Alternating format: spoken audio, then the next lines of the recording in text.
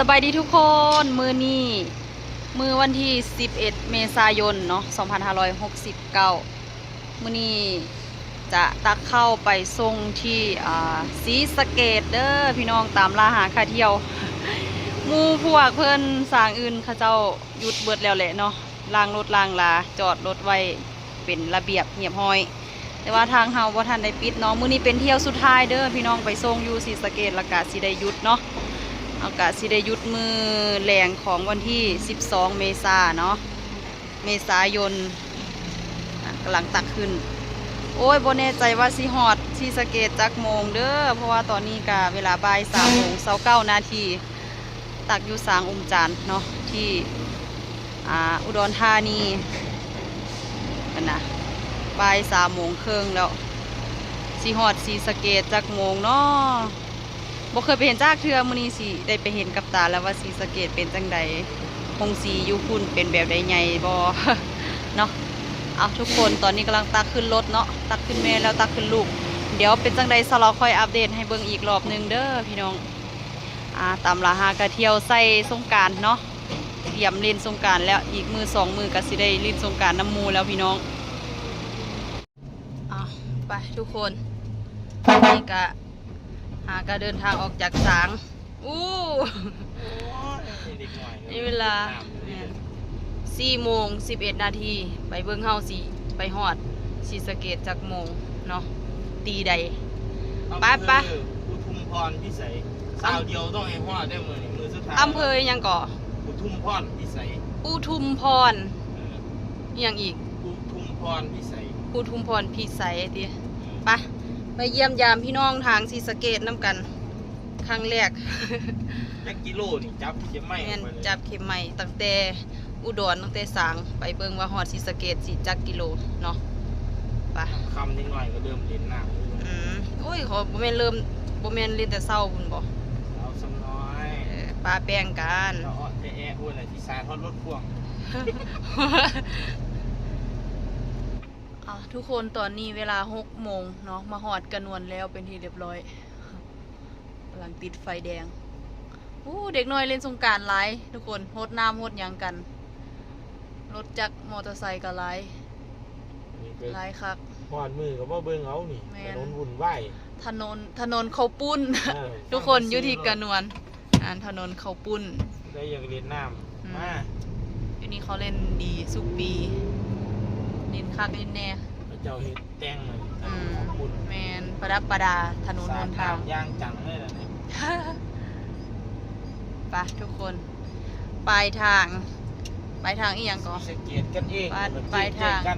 จังหวัดศรีสะเกษเนาะไปทุกคนตอนนี้กะเวลา1:16 นาทีเนาะการเดินทางมาฮอดอำเภอยางตลาดเนาะแต่ว่าตอนนี้เดินทางออกจากอำเภอยางตลาดมาไกลเติบแล้วแหละแต่ว่าก็ยังอยู่ในบริเวณอำเภอยางตลาดคือเก่าเนาะมาหาซื้อแนวกินทุกคนเอ้ยนำข้างทางหาร้านกับข้าวกินบ่มีทุกคนเขาเจ้าปิดเบิดเนาะก็เลยได้มาแวะเข้าเซเว่นทุกคนซื้ออาหารเวฟแล้วก็เครื่องชูกำลังตั้งหลายแหลกเนาะเพื่อสิไปฮอดพุ่นกะใช้เวลาโดนเดี๋ยวขึ้นรถก่อนทุกคนออกเดินทางต่อเนาะก่อนสิออกเดินทางต่อทุกคนขออนุญาตเพิ่มพลังก่อน อาหารสำเร็จเนาะเวฟแล้วเรียบร้อยข้าวพะแนงหมูไข่เจียวหมูสับทุกคนมาเด้อ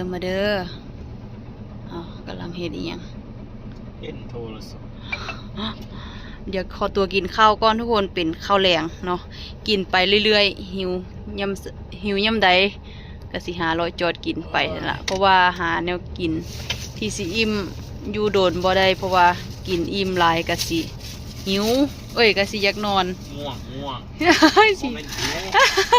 หิวนอนก็ต้องย่อมกินดูแม่นกินดูแห้งเปียงดูแต่ว่าก็กินอิ่มเทื่อเดียวบ่กันไปบ่ฮอดเด้ซะก็นอนว้าย400 กว่าโลเนาะทุกคนเดี๋ยวขออนุญาตเพิ่มพลังก่อนเด้อมีเดียวยังสุรินทร์ทุกคนตอนนี้ก็เวลา2:40 นาทีเนาะมาฮอดเลี่ยงเมือง101เมืองเกิน100 ยังอีกร้อยโลไว้สิฮอดประมาณนี้เนาะ มันลอยนิด แม่นร้อยนิดๆนี่ไฟแดงอีหยังนี่ ๆไฟแดงแยกไปเสรภูมิ โอ้ไฟแดงแยกไปเสรภูมิว่าซั่นไปอำเภอเสรภูมิบ่โอ้ยไฟแดงคือหลายแท้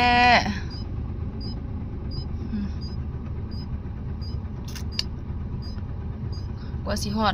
ดประมาณ4 ทุ่มครึ่ง 5 ทุ่มบ่ แอร์เที่ยงคืน โอ้ยพอดีแล้วแหละพอดีฮอดพอดีอยากนอน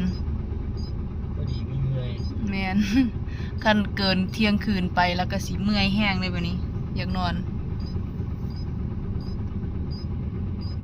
ทุกคนตอนนี้ก็เดินทางมาฮอดโรงสีแล้วเป็นที่เรียบร้อย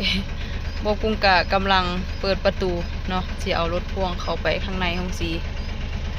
นะจะบ่มีหยามบ่มีหยังถ้าเปิดประตูให้เฮามาฮอดเฮาก็เปิดเองเลยเนาะตอนนี้ก็เวลา 5 ทุ่ม 4 นาทีเนาะจะเข้าไปนอนข้างในหุ่นบ่แน่ใจว่ามีรถจักรพ่วงนะข้างในเดี๋ยวไปเบิ่งนํกัน ป้าไปจอดอยู่ไสหรอ ทุกคน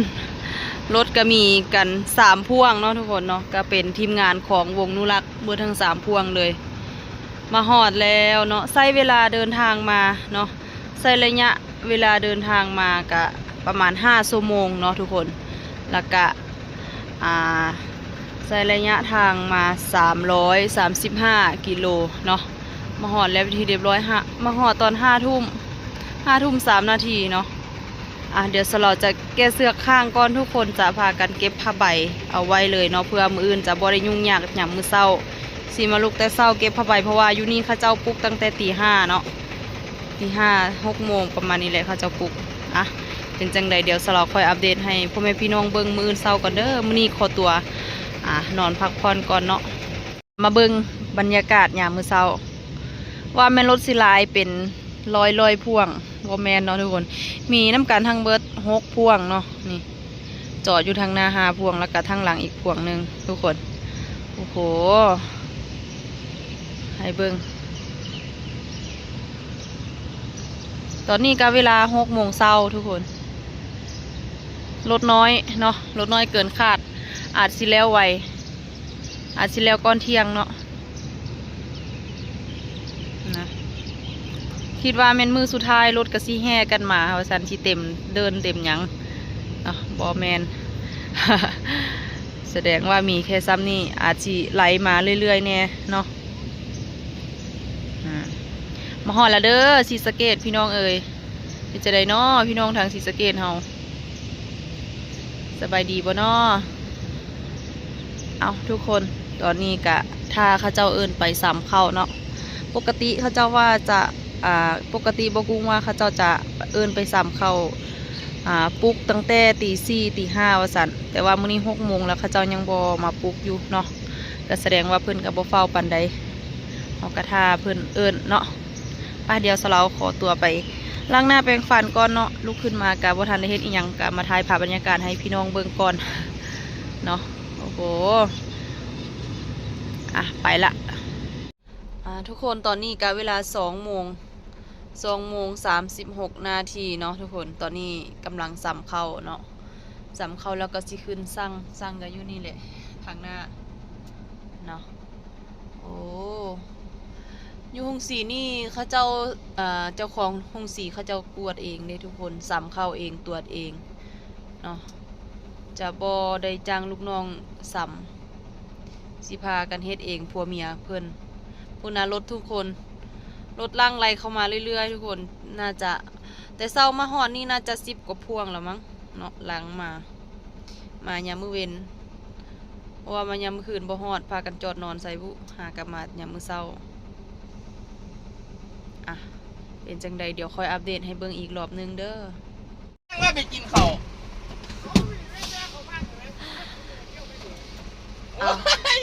มาล้อกันทุกคนตอนนี้กะเวลา2 โมง 45 นาทีเนาะได้เวลาไปลงแล้วทุกคนเขาผ่านแล้วเรียบร้อยสร้างแล้วกำลังสิไปดำลงอยู่ไสนอบัดนี้เสร็จละคนพาไป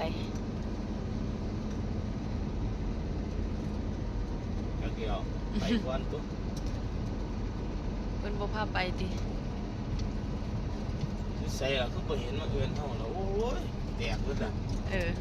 พื้น มีแต่รถแบกอะผมมา พื้นแตกหมืด ใส่นอนเนาะได้ล่ะ นั่นโอ้ยไงเอานี่โอ้ดำอยู่นี่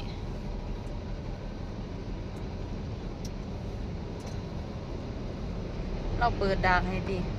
แม่นตัว จับ ดีแต่ว่า จับคอนพร้อมแมน ดีแท้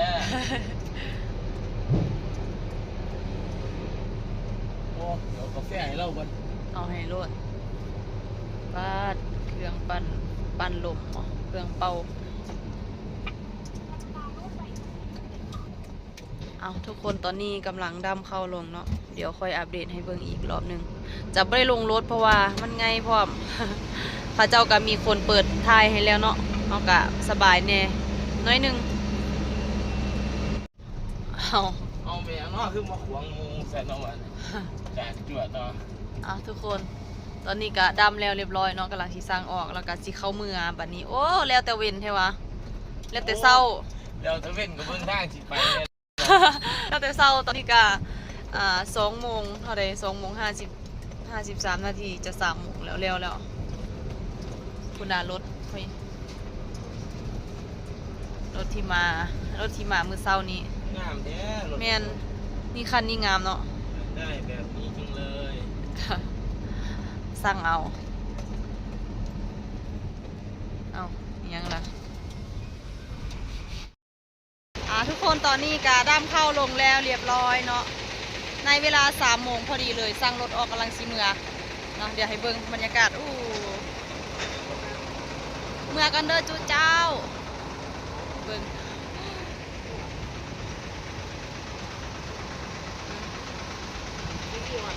ไปทุกคนเดี๋ยวสลอพาไปเบิ่งค่ะบรรยากาศนำถนนหนทางเนาะเพราะว่าเมื่อคืนนี้มามันมืดกันเลย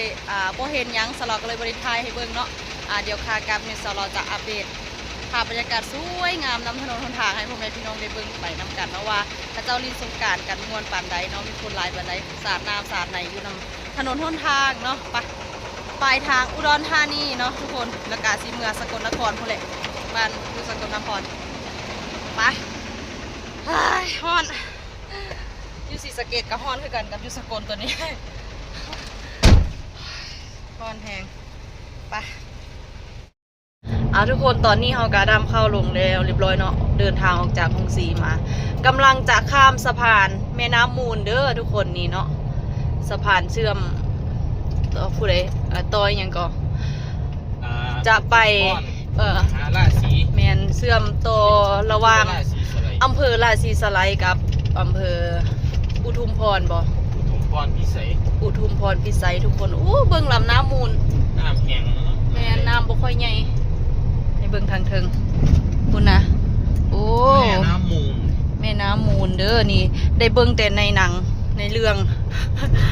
ในละคร แต่ว่ามื้อนี้ได้เห็นตัวจริงทุกคน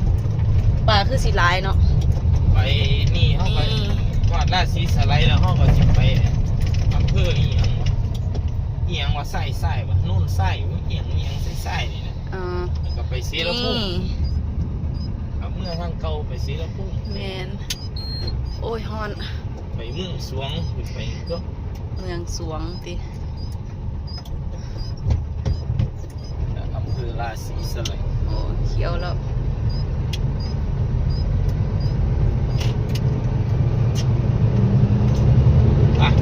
ไปทุกคน บ้านพักสงกรานต์ตัวบัด ผักใส่เงินบ่ใส่หลายก็ใส่น้อยใส่น้อยก็ใส่หลาย เฮ็ดบุญน้ำหลา แมนมีผ้าป่านำเด้อพี่น้องเอ้ย ผู้ใดอยากสมทบกะได้คอมเมนต์เด้อ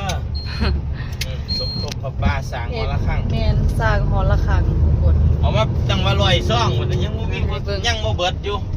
แจกจังใดก็บ่หมดพี่น้องเอ้ย เหลืออยู่ประมาณ18-19ซ่องนี่แหละ แมน 100ซ่อง นี่ล่ะได้ปูเป็นผู้ใหญ่บ้านพี่น้องมีงานมีการนี่ยังเฮากะได้ซอง ได้ซองน้ำเพิ่นแจกผ้าป่า เฮ็ดบุญร่วมกัน ในมื้อวันที่14 เมษายนสิฮอดนี่เด้อเฮ็ดใส่สงกรานต์เลยเพื่อพี่น้องแม่นเพื่อพี่น้องเพื่อญาติพี่น้องสิขึ้นมาแต่กรุงเทพเนาะมาแต่เฮ็ดการเฮ็ดงานกันมาร่วมกันมันจังสิม่วนพระป่าสามัคคีกันไปทุกคนเดินทางไปบ้านเฮาสกลนคร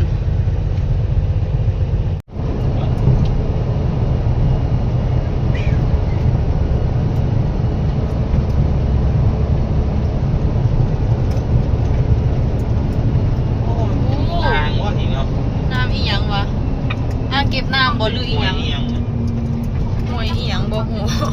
อ่านบ่ทันพี่น้องจากสะพานห้วยอีหยังไข่บึ้งแม่น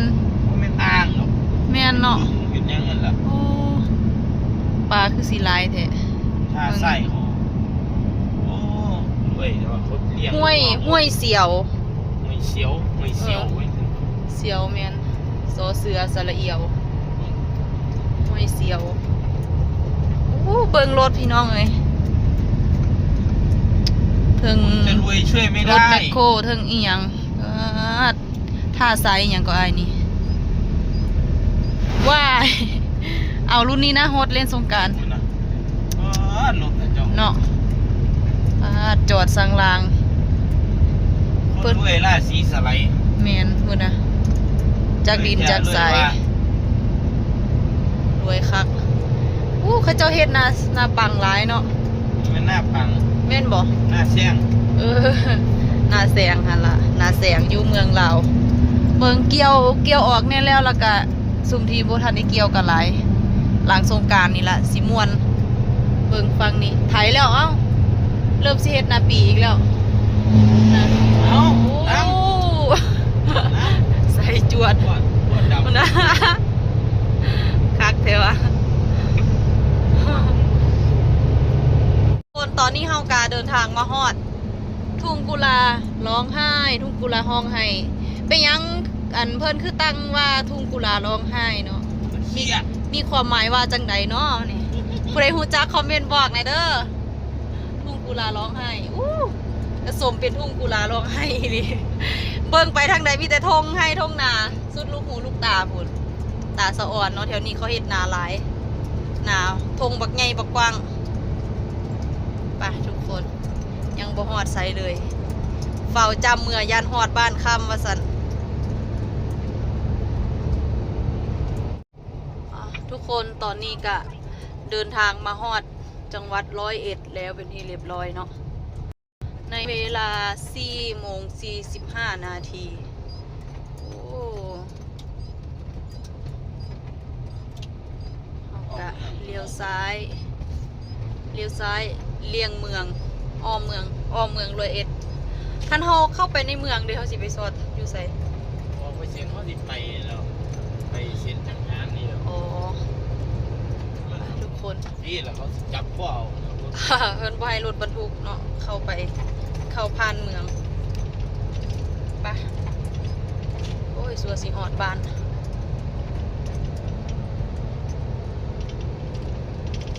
ทุกคนตอนนี้สลาวกาเดินทางฮอดบ้านแล้วเป็นที่เรียบร้อยเนาะในเวลาบ่าย 3 โมงทุกคนออกจากห้องสี3 โมงเช้ามาฮอดบ้าน3 โมงแรงเนาะมาฮอดบ้านที่อำเภอสองดาวจังหวัดสกลนครเนาะทุกคนใช้เวลาไปจักชั่วโมงเนาะ3 โมงเช้าฮอด3 โมงแรงเนาะแล้วก็วันที่14นี่จะมีบุญผาป่าเด้อทุกคนผาป่าสามัคคีเนาะเขาเจ้าจะเฮ็ดหอระฆังเนาะทุกคนผู้ใดมีใจศรัทธาอยากเข้าร่วมเฮ็ดบุญนำกันกะคอมเมนต์มาใต้คลิปเด้อเนาะถ้าผู้ใดอยากเฮ็ดบุญนำแจก2ผ้าป่าปูก็ให้มาเป็นตังว่า102ผุนแจกบ่หมดเนาะในระหว่างทางขี่รถขึ้นมาเนาะโอ้กระตาสะอ่อนทุกคนมีแต่ทุ่งไร่ทุ่งนานี่สุดลูกหูลูกตาเลยเนาะสมว่าเป็นทุ่งกุลาห้องไห้แต่ว่าเรายังบ่เข้าใจเนาะบ่ฮู้จักที่ไปที่มาของคำว่าทุ่งกุลาร้องไห้เนาะถ้าผู้ใดฮู้จักก็คอมเมนต์บอกเราในเด้อผู้ใดเบิ่งอยู่ในจังหวัดใดอำเภอใดก็คอมเมนต์มาบอกนำเนาะ สงกรานต์ปีนี้ขอให้ทุกคนลินยังมีความสุขเนาะขอให้สุขภาพแข็งแรงเนาะลินให้มีความสุขลินยังมีสติแล้วก็บ่ประมาทเนาะทุกคนลินให้มีสติลินแบบระมัดระวังเนาะเพื่อบ่ให้เกิดอุบัติเหตุเนาะทุกคนบ่แน่อาจเสียวินาทีหนึ่งพากชีวิตเฮาไปตลอดกาลก็เป็นได้เด้อเนาะเพราะฉะนั้นแล้วเล่นให้ม่วนเล่นให้มีสติแล้วก็ลินอย่างระมัดระวังเนาะทุกคนท้ายคลิปนี้เนาะสลาวฝากกดไลค์กดแชร์เป็นกำลังใจให้กับทางช่องสลาวสะพายอีสานนำเด้อทุกคนเดี๋ยวขอลาทุกคนไปก่อนละสบายดี